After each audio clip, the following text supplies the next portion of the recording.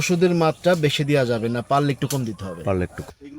আসসালামু আলাইকুম আমার প্রিয় দেশবাসীর ভাই বন্ধুরা, আপনাদের আগেও বলছিলাম যে অনেক আগেই আপনাদের বলছিলাম যে এই কৃষিকাজ যে মানে এই পেঁপের বাগানটা মানে এই এই পেঁপের বাগানটা কে চাষ করছে আমি তার সঙ্গে সরাসরি সাক্ষাৎ করে দেবো। কারণ আমি আপনাদের বলছি যে আমি এটা করিনি, আমার সামনে একটা আশা আছে করার জন্য। তো আজকে অনেক দিন পরে তার সঙ্গে দেখা হয়েছে এবং আজকে আপনাদের সাক্ষাৎ করে দেবো, সরাসরি কথা বলাই দেবো। কারণ সে তো মূলত কৃষক ছিল না, এখন কেন যে সে কৃষিকাজের ভিতরে আসলো, তো আপনাদের সঙ্গে একটু কথা বলাই দিই, চলেন। আসসালামু আলাইকুম ভাই। ওয়ালাইকুম আসসালাম। ভাই কেমন আছেন? আলহামদুলিল্লাহ। ভাই আপনি অনেকের কাছেই বলছি যে এই মানে আপনার এই ভিডিও এই আপডেট পেপের আপডেট তো আমি দিই মাঝে মাঝে, আপনার সঙ্গে হয়তো কথাবার্তা হয় না। তো অনেকেই জিজ্ঞেস করছে যে আকরাম ভাই আপনি এই পেঁপের বাগান কোথায় করছেন, কিন্তু মূলত তো আমি করিনি ভাই, চাষটা তো আপনি করছেন। আপনি তো আসলেই লেখাপড়া মানে শিক্ষিত লোক, আপনি আপনাকে এই উদ্যোগ কে দিল এই পেঁপে চাষের, আপনি কি একটু বলবেন?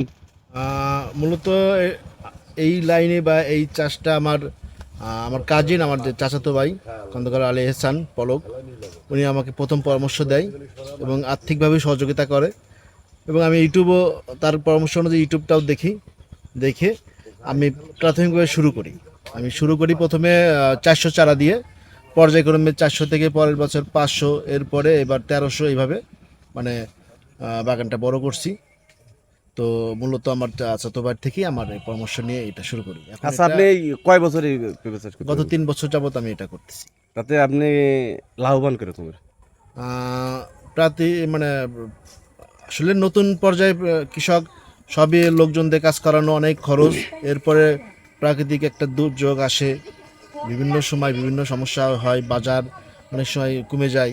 সেই ক্ষেত্রে অতটা লাভবান না হলেও আমার কোনোবারই লস হয় না, ইনশাল্লাহ। লস হয় নাই, আলহামদুলিল্লাহ। এখন যদি মনে করেন যে অনেকেই যুবক আছে দেন আমাদের মতো, তো আপনার মতো অনেক আছে যে শিক্ষা যোগ্যতা আছে কিন্তু তার কিন্তু চাকরি হতে যায় এবং অ্যাভেলেবেল লোক আছে না, হ্যাঁ, এরকম তারা যদি মানুষের এই কাজটা করে আপনার পাশাপাশি এই প্রায় 1 কাজটা করে, কোটি বেকার আছে, তারা এটা উদ্যোগ নিয়ে করতে পারে। এটা একটা উদ্যোগের বিষয়। তো আসলে উদ্যোগ নিয়ে তারা এটা করতে পারে। আর আমি আসলে একজন নির্ভরযোগ্য লোক পেয়েছি, তার সহযোগিতায় আরো আমি একটা আস্থার জায়গা আছে বিধায় আমি আরো এটা বড় করতে পারি। সহযোগিতার মানে আপনার এইটা সে দেখাশোনা করে সে কে আছে এই যে পাশে। আসসালামু আলাইকুম ভাই। ওয়ালাইকুম সালাম ভাই। ভাই কেমন আছেন? ভালো, আপনি ভালো আছেন? আলহামদুলিল্লাহ, আল্লাহ রাখছে ভালো। ভাই ওই যে ওই একটু ওই যে ওখানে যান,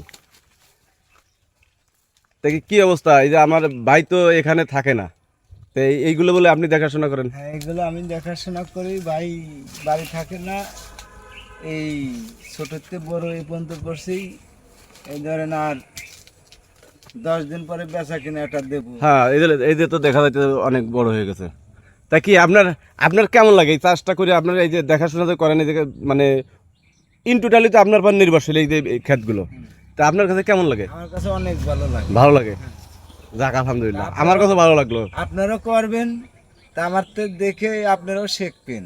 অবশ্যই আমার ইচ্ছা আছে, আমি আগামী বছর, আমি ভাইয়ের সাথেও কথা বলছি যে আমি আগামী বছর মানে প্রথম একটু আশা আছে আজ বৈজ্ঞানিক লাগানোর, কারণ এগুলো তো এইসব চাষে আজ পর্যন্ত আমিও করি নাই।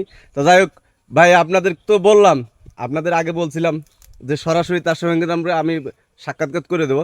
তো দেখেন মূলত এই গাছটা, এই দেখেন আমি অনেকের ভিডিও দেখতেছি, তাদেরও হয়েছে, কিন্তু তারপরে দেখেন এই জাতগুলো অনেক ভালো। এই যে আমি এখান থেকে দেখাই, যে মাটির 1 হাত উপর থেকেই এই যে পেঁপে ধরা শুরু এই হয়েছে, যে এগুলো তো এখান থেকেই, ছেড়ছেন, হ্যাঁ, এগুলো ছেড়ছেন, হ্যাঁ এই যে 1 হাত ছেড়ছেন। উপর থেকে পেঁপে ধরা শুরু হয়েছে, এখন এটা ধরে যাচ্ছে। এখন ধরে যাচ্ছে। হ্যাঁ, আচ্ছা ভাই, এটা কি এক সিজন থাকে না 2 সিজন করা যায়? এটা যতদিন গাছটা টিকে থাকে ততদিনই। ততদিন। এখানে প্রাকৃতিক দুর্যোগ আছে, এখানে ভাইরাস আছে, এখানে আরো অনেক সমস্যা আছে, এর মধ্যে দিয়ে পরিচর্যা করতে হবে।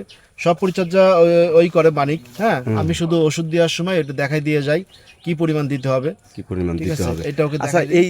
এই কীটনাশকগুলো ব্যবহার কর মানে ব্যবহার করার যে একটা ফর্মুলা, এইটা আপনি কোথায় পেলেন? আপনার তো এটা জানা উচিত ছিল না, কিন্তু আপনি কোথায় পেলেন এগুলা?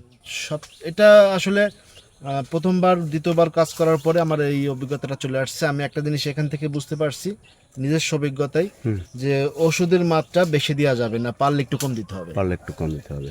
বেশি দেওয়া মানে সেটা ভিটামিন হোক কিংবা কীটনাশক হোক, বেশি দিলে এই কুড়িটা ঝরে যাবে। ঠিক আছে, এই জিনিসটা মানতে হবে, মানে বেশি দেওয়া যাবে না।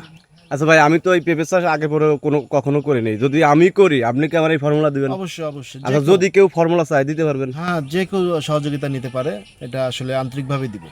ইনশাল্লাহ ইনশাল্লাহ। তো যাই হোক, ধন্যবাদ সবাই। ধন্যবাদ ভাই, আপনাকে অসংখ্য ধন্যবাদ। আপনি যে এটা অনেকদিন চেষ্টা করছি আপনার সাথে কথা বলার, কিন্তু আপনি তো ভাই এখন সময়ের অভাব, আপনি তো আর এলাকায় থাকেন না, সবসময় বেশিরভাগই তো রাজবাড়ি। হ্যাঁ। তো যাই হোক, আপনাদের দিতে চাচ্ছিলাম আলহামদুলিল্লাহ, এই গাছটা কিন্তু আগে এর ঢকপদ আগে হয়েছিল, এই কারণে এর ফলটাও আগে আসছে।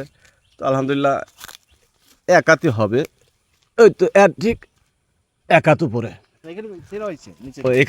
এই যে এখান থেকে আরো ছিঁড়ছে, এই যে এখান থেকে আরো ছিঁড়ছে।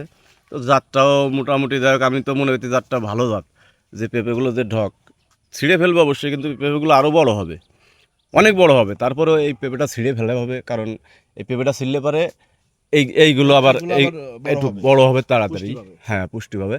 তো যাই হোক আলহামদুলিল্লাহ, আপনাদের যদি অবশ্যই একটু পরিমাণ ভিডিওটা ভালো লাগে, দয়া করে একটা শেয়ার করে দেবেন, যাতে অন্য চাষি ভাই জানতে পারে, আর অনেকের ইচ্ছা জাগতে পারে, যেগুলো বিভিন্ন চাষবাস করে। দেখা গেলো তার পাশাপাশি, যেমন আমরা পেঁয়াজ চাষ করি, পেঁয়াজের পাশাপাশি শুধু পেঁয়াজ না, পেঁয়াজের পাশাপাশি যদি এর একটু চাষ করা যায়, এই যে এখন এর ফসল অলরেডি শুরু হয়ে গেছে তোলা, এই যে মানে 4-5 দিন পরে আবার তুলবে, এটাও করতে পারে। তো যাই হোক, ধন্যবাদ, ভালো থাকবেন, সুস্থ থাকবেন, আল্লাহ হাফেজ।